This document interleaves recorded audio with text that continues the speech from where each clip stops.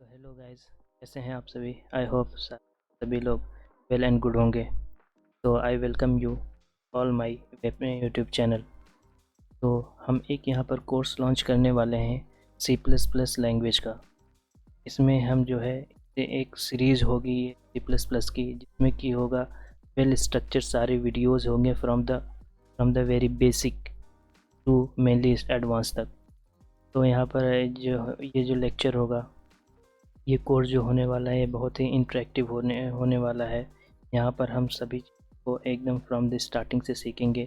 तो ये कोर्स उन लोगों के लिए है जो एब्सोल्यूट बिगनर है, और उनके लिए भी है जो कोई लैंग्वेज ऑलरेडी पढ़ रखे हैं। काफ़ी ऐसे देखा गया है कि लैंग्वेज लोगों ने काफ़ी सारी पढ़ रखी होती हैं, बट प्रॉब्लम ये होती है कि कोई भी लैंग्वेज ढंग से नहीं पढ़ी रखी होती है। इसमें क्या होगा, अगर हम ये सी प्लस प्लस लैंग्वेज को अगर कोई भी फॉलो करेगा, एक एब्सोल्यूट बिगनर है, तो भी उसके लिए भी फ़ायदा होगा, और जो कोई लैंग्वेज ऑलरेडी पढ़ रखा है तो उसके लिए भी फ़ायदा होगा। उसके लिए कैसे फ़ायदा होगा? उसके लिए ऐसे होगा कि वो भी कुछ नई नई चीज़ें भी इसमें सीखेगा या सीखेंगी। तो इसमें ये है, इस कोर्स में वेल स्ट्रक्चर है, कई सारे वीडियोज़ होते हैं इसमें। ये कोर्स जो होगा ये इजी टू लर्न होगा और बहुत ही इंजॉयबल होगा। एब्सोल्यूट बिगनर होगा, सभी पार्टिसिपेट करेंगे तो अच्छा होगा। जो भी इस कोर्स के लिए इंटरेस्टेड हैं, वो चाहे तो कमेंट करके बता सकते हैं that I am interested in this course. तो मुझे पता चल जाएगा और मोटिवेशन भी मिलेगा कि मैं उसे और अच्छी तरीके से कोर्स को बनाऊँ, और सो दैट जो मैंने अपनी प्रॉमिस करा उसे मैं अच्छे से अच्छा जो है अब तक डिलीवर कर सकूँ। तो एक मोटिवेशन जैसा भी काम करेगा अगर आप कमेंट करते हैं इस कोर्स के लिए कि दैट यू आर रेडी। तो ये एक जर्नी है, ये थोड़ा लंबी जर्नी होने वाली है, तो आप भी सपोर्ट करें और मैं भी अपनी साइड से अपना पूरा एफर्ट लगाता हूँ। तो हम मिलके ये कोर्स कंप्लीट करेंगे। तो मेरा ये है कि मैं खुद एक स्टूडेंट हूँ, तो मैं समझ सकता हूँ प्रॉब्लम को बेसिकली एक स्टूडेंट के पर्सपेक्टिव से, क्योंकि काफ़ी सारी प्रॉब्लम मैंने खुद भी फेस करी हैं। ये तो लाइक यहाँ पर हम आ जाते हैं। एक्चुअली मैंने टॉपिक लिख रखा है जो जो कवर करने, अदरवाइज़ क्या होता है डिस्ट्रैक्शन हो जाती है कि कहीं टॉपिक से कहीं और ना भटक जाऊँ, तो इस वजह से लिख रखा है।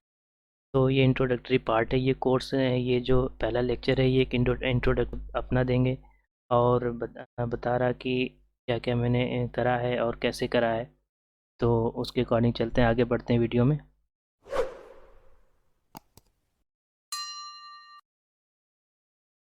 बता रहा कि क्या क्या मैंने करा है और कैसे करा है। तो उसके अकॉर्डिंग चलते हैं, आगे बढ़ते हैं वीडियो में।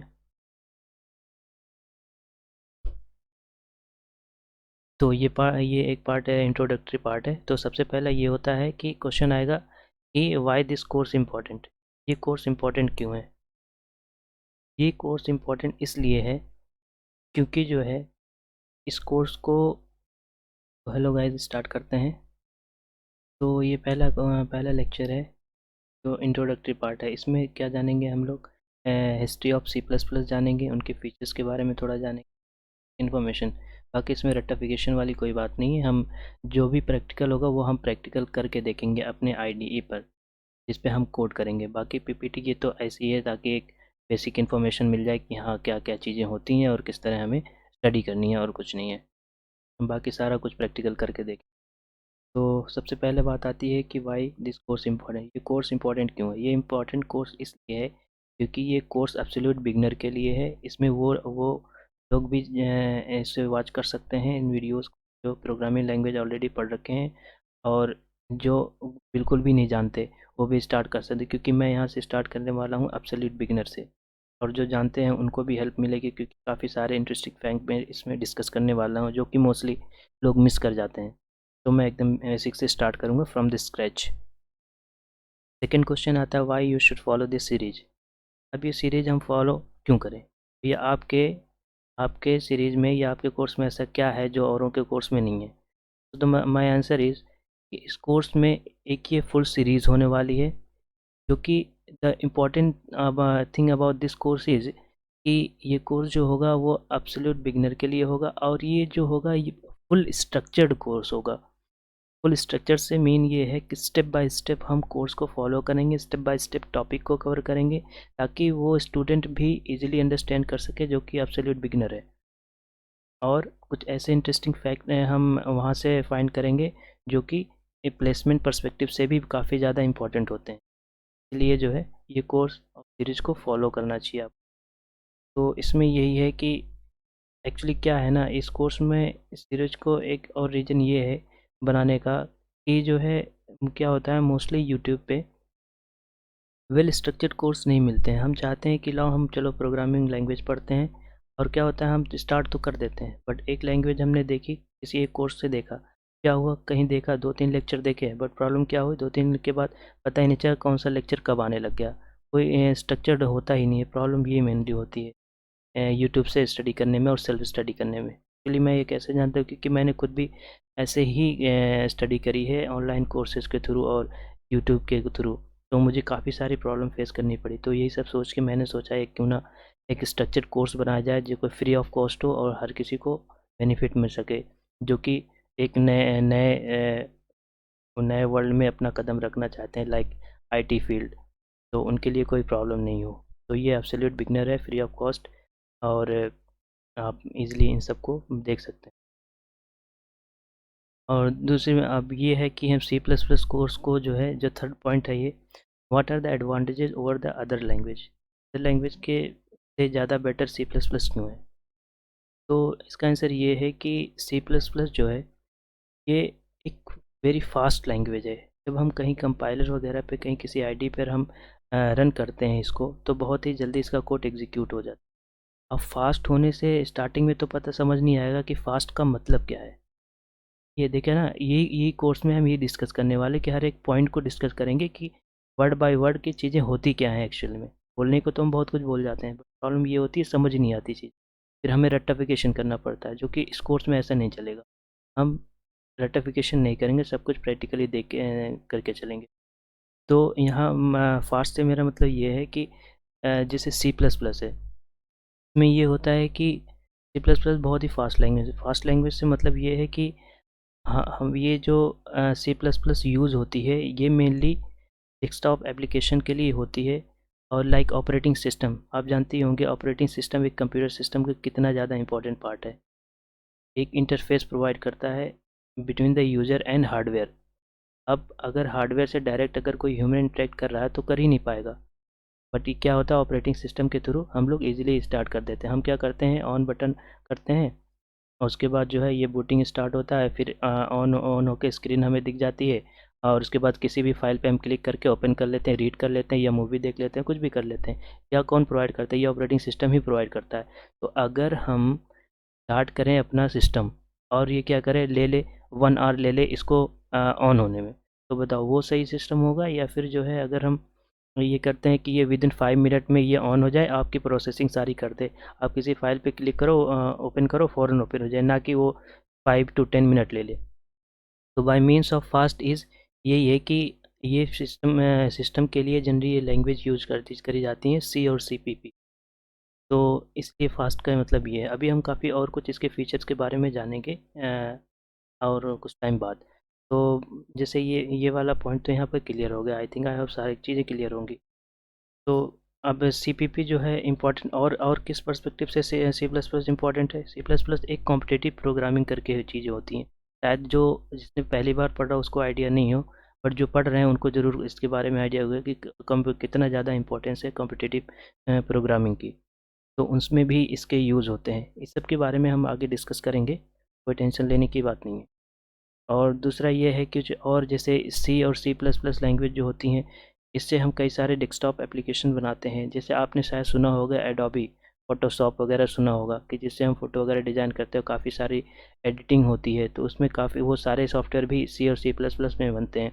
काफ़ी सारे जो डिवाइस ड्राइवर होते हैं सिस्टम में यूज़ होते हैं, उन सब के पीछे भी लॉजिक इनका सी प्लस प्लस का होता है और सी का होता है। काफ़ी सारे जो मॉडर्न एरा के लैंग्वेजेस हैं उनमें भी इन्हीं का इम्प्लीमेंटेशन करके जो है इन चीज़ों को बनाया गया है, काफ़ी सारी लैंग्वेजेस को। तो इसीलिए बहुत ज़्यादा इम्पोर्टेंट है। एक पॉइंट और जो रह गया वो ये है कि सी प्लस प्लस एक प्लेसमेंट पर्सपेक्टिव से बहुत ही ज़्यादा इम्पोर्टेंट है, क्योंकि इसमें बहुत अच्छे अच्छे क्वेश्चंस बनते हैं और जो इंटरव्यूअर होते हैं वो ऐसे ही क्वेश्चन, क्योंकि लॉजिकल क्वेश्चन बनते हैं। तो आज अगर आप स्टार्टिंग से बेसिक से स्टार्ट करेंगे तो उसमें प्रॉब्लम नहीं होगी आपको। तो चलते हैं आगे इसके बाद।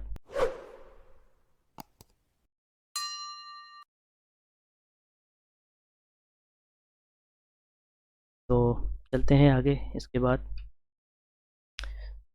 अभी यहाँ पर ये है, जैसे हमारा इंट्रोडक्शन ये पार्ट है कि क्या होता है। तो यहाँ पर आप जैसे कि देख सकते हो, यहाँ पे आप देख सकते हो कि सी प्लस प्लस है वो, जैसे सी हमारी जो लैंग्वेज आई थी वो 1972 में आई थी। पता ही होगा, डेनिस रिची ने जो है करा था, इस लैंग्वेज के फाउंडर थे। उसके बाद जो है जो सी प्लस प्लस के फाउंडर हैं वो उन्होंने बीजारने स्टॉर्स्टअप, प्रोनाउंसिएशन में गलती हो सकती है यार, उसकी टेंशन मत लेना, देख लेना कि प्रोनाउंसिएशन क्या है। तो इससे मैटर ये नहीं ज़्यादा नहीं करता, बस ये पता होना चाहिए हमें, ये भी रट्टाफिकेशन की ज़रूरत नहीं है कि हम रट के बैठ जाएँ सी प्लस किसने डेवलप करी थी या ना ऑल समथिंग, कुछ नहीं, बस इतना हो कि हाँ पता हो कि हाँ किसी बंदे ने करी थी। और मेनली ये होता है हमें यूज़ कैसे करनी है उसको, क्योंकि बंदे ने तो डेवलप कर दिया, अब उसका काम क्या आने वाला है वो उस पर ज़्यादा मैटर करता है। तो यहाँ पर एक्चुअली जो सी प्लस प्लस है, इसका जो सबसे मेन फीचर है ना, देखो अगर एम्बेडेड सिस्टम होता है या फिर जो है डेस्कटॉप एप्लीकेशन होता है तो वो तो सी के थ्रू भी हम बना सकते हैं। पर प्रॉब्लम ये थी कि सी लैंग्वेज में सिक्योरिटी वाली पंगे थे, सिक्योरिटी उसमें ज़्यादा प्रोवाइड नहीं होती थी। अब सिक्योरिटी से मेरा मतलब क्या है वो हम आगे जानेंगे, अभी बताऊंगा तो कन्फ्यूज़न हो जाएगी, इसीलिए जो है हम उसके बारे में थोड़ा आगे जानेंगे कि सिक्योरिटी का मतलब क्या, जब हम ऑब्जेक्ट ओरिएंटेड वाला कंसेप्ट पढ़ेंगे इन सी प्लस प्लस। अभी बस इतना जान लो कि सी प्लस प्लस की जो सबसे मेजर कंसेप्ट है वो है ऊप्स कंसेप्ट। ठीक है, उसमें जो आते हैं क्लास ऑब्जेक्ट आते हैं, इनकैप्सुलेशन आता है, पॉलीमॉर्फिज्म आता है, इनहेरिटेंस, ये सारे टॉपिक आते हैं। वो सब हम इसमें आगे आने में, जब ये पढ़ने के लायक हो जाएंगे हम, तब हम इसको पढ़ेंगे। उससे पहले कुछ बेसिक जो प्रीरिक्विजिट होती है उन सब चीज़ों को कवर करेंगे। तो उसके बाद हम उस कंसेप्ट पे चलेंगे, उसके बहुत ही डिटेल में पढ़ेंगे। उससे पहले हम बेसिक जो होती हैं कि इसको पढ़ने के लिए हमें क्या क्या प्रीरिक्विजिट होती हैं उनको कवर करेंगे टॉपिक बाई टॉपिक। तो हम हमारा जो ये है, तो जैसे यहाँ पर आप देख सकते हो कि एक ऑब्जेक्ट ओरिएंटेड प्रोग्रामिंग ये पहली लैंग्वेज नहीं है जो सी प्लस प्लस, इससे पहले एक लैंग्वेज बनी थी object oriented programming, programming language Simula करके उसका नेम था। 1962 में ये डेवलप करी गई थी, पहली प्रोग्रामिंग लैंग्वेज जो ओप्स बेस्ड पर थी। लेकिन इसमें क्या था, काफ़ी सारी कमियाँ थी, तो वो ज़्यादा यूज़र फ्रेंडली नहीं थी। बट जो है क्या हुआ इसमें, जो ये इन्होंने जिन्होंने सी प्लस प्लस डेवलप करा, इन्होंने क्या किया, उसी लेबोरेटरी में वर्क करते थे जहाँ पर वो सी लैंग्वेज डेवलप हुई थी। तो ये क्या करते थे, एक्चुअली इनका सी प्लस प्लस बनाने का ऐसा कोई इरादा नहीं था, लेकिन ये सी को और इन्हेंस करना करना चाह रहे थे, क्योंकि उन्होंने देखा, जब सी लैंग्वेज पढ़ी इन्होंने, तो देखा कि काफ़ी सारे फीचर्स ऐसे हैं जिनकी इम्प्रूवमेंट की ज़रूरत है। तो इन्हें कहा कि हम इन इसमें ही इम्प्रूवमेंट करते हैं। तो इन्होंने क्या करा, कुछ यही ऑब्जेक्ट एंड क्लास के कंसेप्ट के साथ ये आए इसमें कि लाओ हम जो है ऊप्स कंसेप्ट को उसमें मर्ज कर दें सी वाले लैंग्वेज। बट क्या हुआ कि काफ़ी सारे फीचर्स बेकार हो जा रहे थे कि अगर हम उसको करेंगे, अगर सी में ही मर्ज करेंगे। तो इन्होंने सोचा क्यों ना एक नई लैंग्वेज बना दिया जाए। तो नई सी प्लस प्लस जब नहीं थी, तो जब उप्स कंसेप्ट मर्ज करने की बात चल रही थी, तो हम इस सी लैंग्वेज को नए नाम से जाने लग गए थे कि इस सी प्लस प्लस को न से पहले जो है सी विद क्लासेस इसका नाम रख दिया जाए, ना कि सी प्लस प्लस। लेकिन फिर बाद में यह हुआ कि नहीं, उसका ऐसा नहीं हो, क्योंकि जो है उसको इन्हेंस कर रहे हैं और काफ़ी नए फीचर्स भी उसके आ रहे हैं। सिर्फ क्लासेस की बात नहीं, और भी बहुत सारी बातें आती हैं। तो यहाँ पर पॉइंट नंबर 5 आप देख सकते हो, सी विद क्लासेस 1979 में हुआ था, लेकिन 1983 में इसका नाम सी प्लस प्लस हो गया। तो ये बेसिकली डेवलप गई थी 1980 में डेवलप गई थी, लेकिन इसके काफ़ी सारे वर्जन आए। तो उसके बाद ये बाद में हुई 1990 के अराउंड थोड़ा सा ज़्यादा फेमस हुई। तो उसके बाद फिर इस पे वर्क हुआ, और अब नए टाइम में उस पे वर्जन, उसके नए नए वर्जन आते ही रहते हैं। अभी जो है वो 23 आने वाला है इसका वर्जन, आई थिंक।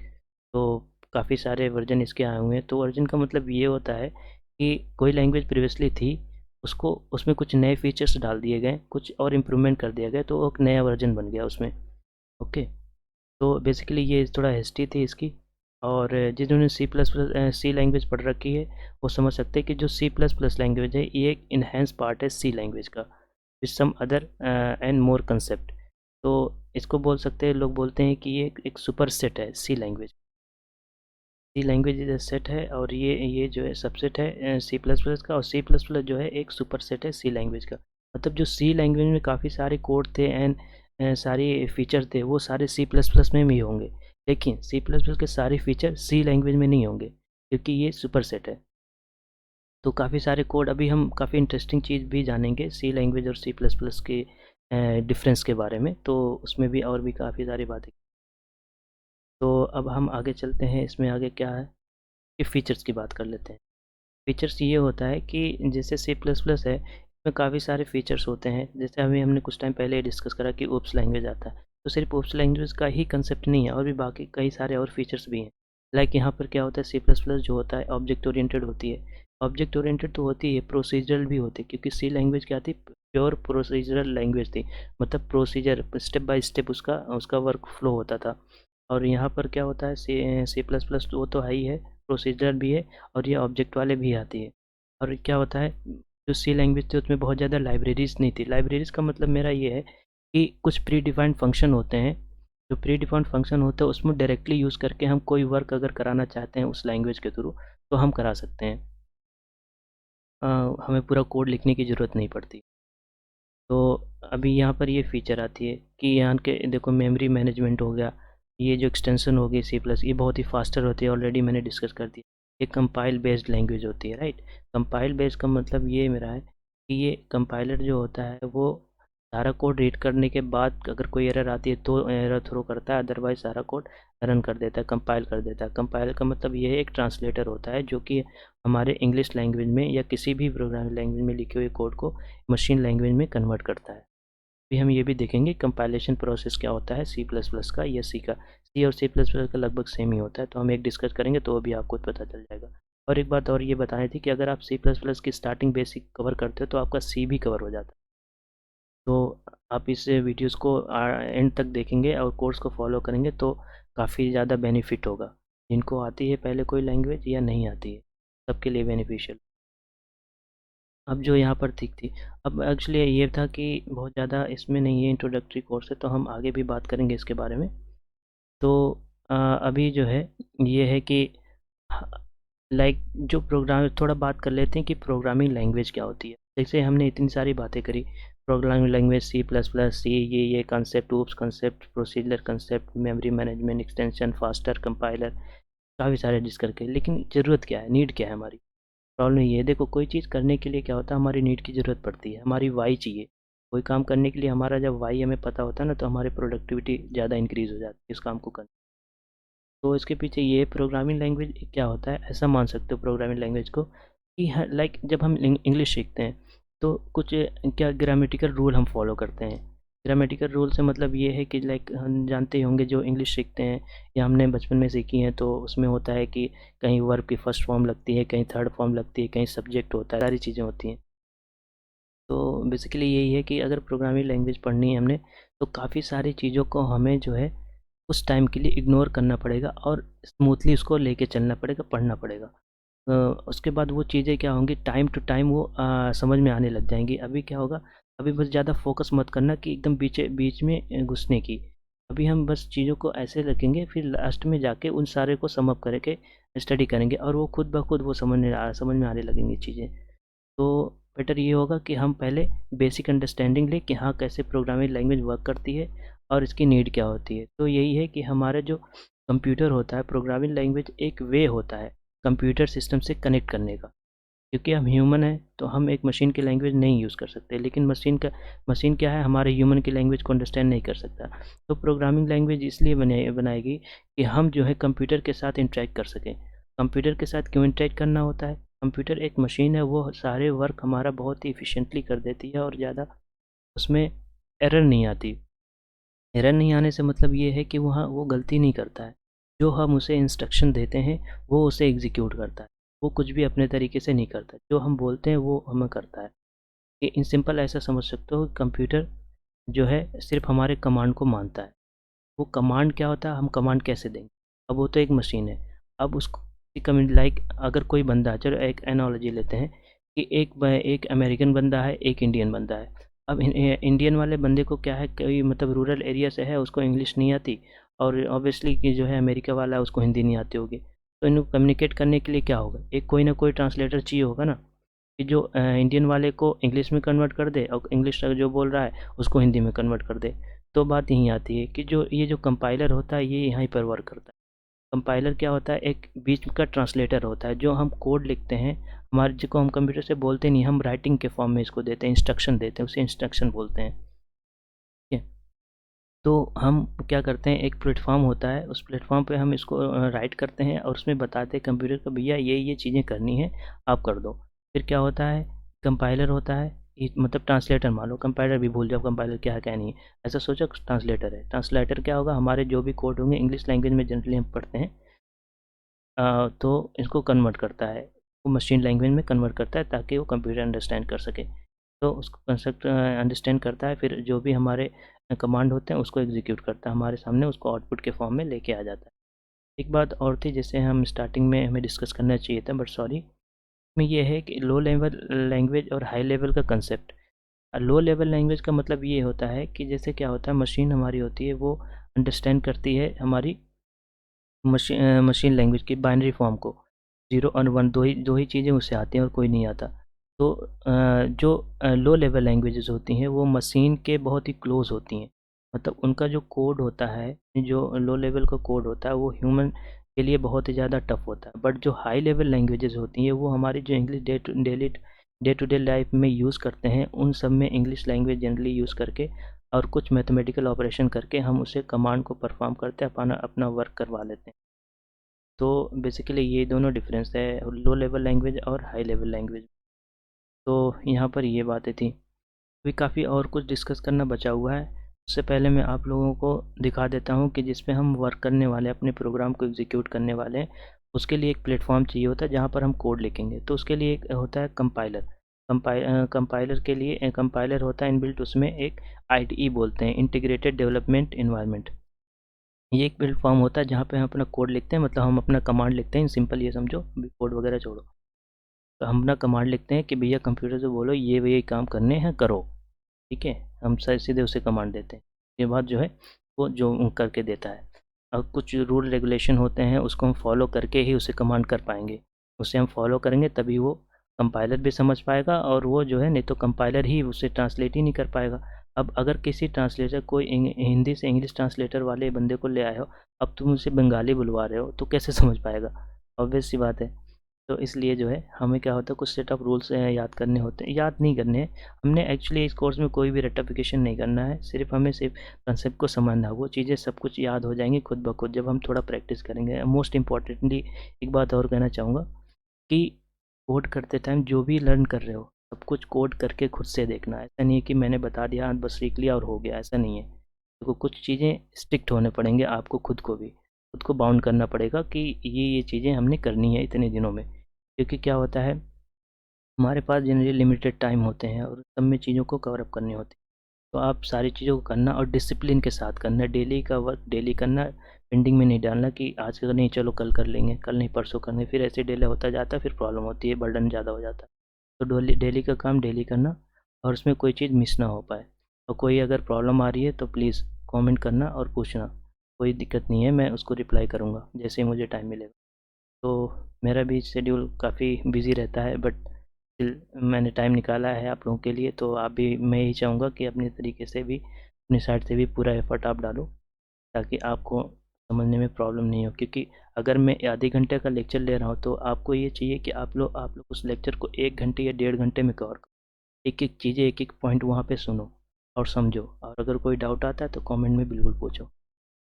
और जैसे ये तो फिर हम आईडी की बात कर लेते हैं कि जिसमें हम अपना कोड रन करेंगे। तो कोई भी एक ब्राउज़र अपना आप ओपन कर लो, अपना ओपन कर लो ब्राउज़र। चलो मैंने क्रोम ओपन कर रखा है, यहाँ पे लिख दो सिंपली कोड, और मैं कोड ब्लॉक यूज़ करने वाला हूँ, कोड ब्लॉक डाउनलोड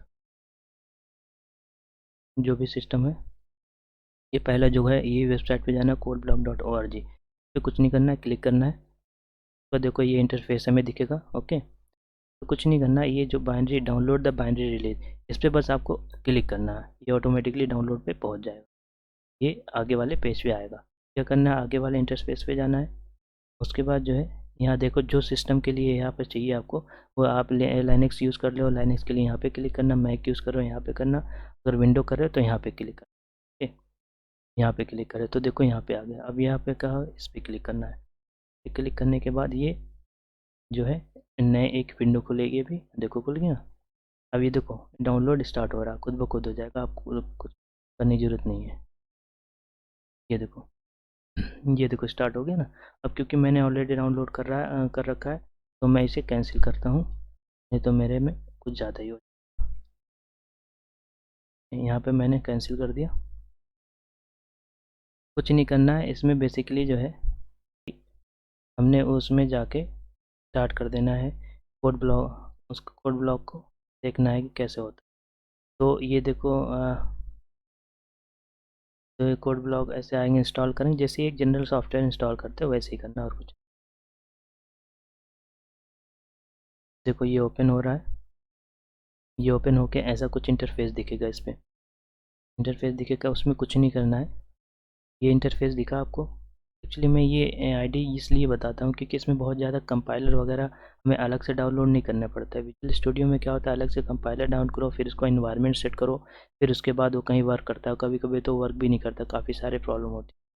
इसमें क्या है, बस डाउनलोड करो और यहाँ लेफ्ट साइड में जा रहे हो ना, देखो या तो यहाँ फाइल पे करके न्यू पे क्लिक कर दो और ये एम्प्टी फाइल क्रिएट कर लो, या फिर यहाँ पे ये जो ये बना हुआ है ना प्लस का साइन, न्यू फाइल क्लिक करो, यहाँ पे क्रिएट करो, यहाँ पर एक ये क्लिक करो, ये जो भी आया यहाँ पे ये क्लिक कर लो। अब नया जो प्रोग्राम हम जो करेंगे वो प्रोग्राम हम कल से नेक्स्ट वीडियो से स्टार्ट करेंगे। अभी बस इतना है, ये इन्वायरमेंट है। देखो कुछ भी यहाँ पे लिखोगे वो सारा इन्वायरमेंट देगा, कुछ भी यहाँ पर यहीं पे सारा यहाँ कुछ यहाँ पे आप यहाँ पर करने के बाद आपको कंट्रोल एस करना है। उसके बाद जो है ऐसे देखो ये ऐसे खुलेगा। उसके बाद यहाँ पे आप करना है, ये खुल के आएगा। और हाँ इसका एक्सटेंशन .cpp इसका एक्सटेंशन रखा, अदरवाइज़ ये फाइल चलेगी नहीं। और नेक्स्ट वीडियो में हम काफ़ी सारे इंटरेस्टिंग बातें जानेंगे जो सी और cpp के बारे में भी, दोनों के बारे में होंगी, और कुछ कोड भी करेंगे। और जो चीज़ें हैं और जो एरर आएगा या आउटपुट होगा ये यहाँ पे शो करेगा, यहाँ पे शो करेगा जो भी हमारा रिजल्ट होगा हमारे कोड का, जो भी हम हमारा कमांड देंगे वो कंपाइलर जो करेगा और ट्रांसलेट करके हमें जो आउटपुट देगा कंप्यूटर। अब हमारा कोड का एग्जीक्यूशन प्रोसेस क्या होता है, ये बहुत ही इंपॉर्टेंट चीज़ है। ये प्रोसेस कैसे होता है, कोड हमारा कैसे होता है, रन करता है। तो बेसिकली क्या होता है, जैसे हमने अभी दिखाया, मैंने cpp फाइल बनाते हैं हम, उसको सेव करते हैं, फिर उसके बाद रन करेंगे। अभी हम नेक्स्ट वीडियो में देखेंगे रन करने के बाद क्या होता है। इसको हम फिर से नेक्स्ट वीडियो में फिर से इसको और अच्छे से देखेंगे। देखो इसमें क्या होता है, ये हमने फाइल बनाई, स्टार्टिंग में हमने ये वाली फाइल बनाई, ये हमने कोई फाइल बनाई, ये हमने कोई फाइल बनाई। उसके बाद जो है क्या हुआ, हमने सेव कर दी। उसके बाद क्या हुआ, जब हम रन करेंगे, या इसको इसको बोलते हैं बिल्ड करना। यहाँ से यहाँ तक का जो प्रोसेस है ना, इसको बोलते हैं बिल्ड करना। कहीं कि उसमें होगा हम डायरेक्ट कर देंगे, बिल्ड और रन दोनों एक साथ कर देंगे। तो ये क्या होगा, सबसे पहले क्या होगा, यहाँ से यहाँ तक का जो वर्क है ना, ये जो है ऐसे करता है, इसको कन्वर्ट करता है ऑब्जेक्ट कोड। ऑब्जेक्ट कोड का मतलब ही होता है बाइनरी कोड, बाइनरी कोड का मतलब मशीन कोड। जब इतना आ जाता है तो सीपीयू क्या करता है, सीपीयू क्या होता है, अंडरस्टैंड करता है सिर्फ बाइनरी कोड। उसके बाद उसको क्या करते हैं, एग्जीक्यूटिव फाइल में बनाते हैं। ये वाली फाइल, ये हमारा आपने देखा होगा अपने कंप्यूटर में exe फाइल, ये एग्जीक्यूटिबल फाइल होती है। ये जो NH खान है, ये जो है ये इसका फाइल का नेम हो, या आप अपना नाम करके भी .cpp, लेकिन मत अपना नाम लिख के भी लिख सकते हो, लेकिन एक्सटेंशन .cpp ही हो। इसको हम अच्छे तरीके से भी नेक्स्ट वीडियो में देखेंगे। तो आज की वीडियो के लिए बस इतना ही। आई होप आपको ये इंट्रोडक्टरी वीडियो और काफ़ी सारी इन्फॉर्मेशन मैंने शेयर कर दी ऑलरेडी। तो हम नए टाइम पे एक्चुअली क्या होगा, हम एक कोड से स्टार्ट करेंगे, कोडिंग से। ये सारे थ्योरेटिकल पार्ट था लेकिन ये भी काफ़ी इंपॉर्टेंट। और लास्ट में एक और चीज़ कहना चाहूँगा, कंसिस्टेंसी कभी ब्रेक मत होने देना। और इसका कोर्स का थोड़ा सा और बता देता हूँ कि जैसे मैंने लेवल में डिवाइड कर रखा कोर्स को, कि जैसे यहाँ पर क्या होगा कि हमने लेवल 1, लेवल 2, लेवल 3 ऐसे करके कर रखा है। तो लेवल 1 में क्या होगा, ये सारी चीज़ें हम कवर करने वाले हैं। इतना सारा जब चीज़ें हम कवर कर लेंगे तो हमें क्या होगा, हम अपने कोड को और अच्छे तरीके से जानने लग जाएंगे कि वेरिएबल क्या होता है, कीवर्ड क्या होते हैं, ऑपरेटर क्या होते हैं। ओके, ऑपरेटर क्या होते हैं, ये सारी चीज़ें हम जानने लग जाएंगे। कि कैसे ये चीज़ें वर्क करती हैं, और उसके बाद हम अपने प्रोग्राम को भी स्टेप बाय स्टेप समझेंगे, एक एक वर्ड को समझें कि क्या हैं और क्या कहना चाहते हैं। ओके, तो आज के लिए बस इतना ही। Till then bye bye, take care, अपना ख्याल रखना, और नेक्स्ट वीडियो में मिलते हैं फिर।